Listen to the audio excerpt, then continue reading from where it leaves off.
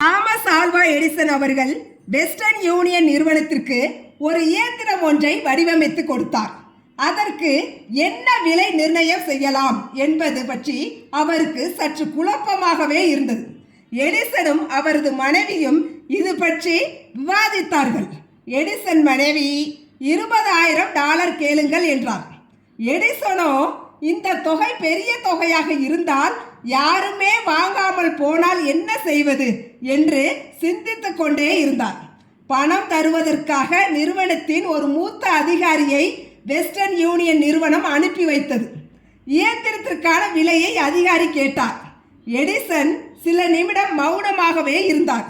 எப்படி கேட்பது என்று யோசித்து கொண்டே இருந்தார்.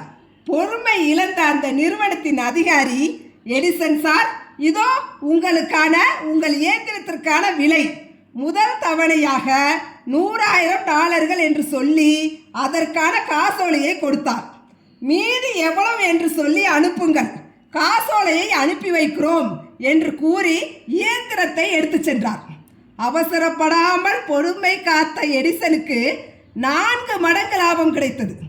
அவசரப்பட்ட நிறுவனத்தின் அதிகாரியால் 4 மடங்கு நட்டம் நிறுவனத்திற்கு ஏற்பட்டது.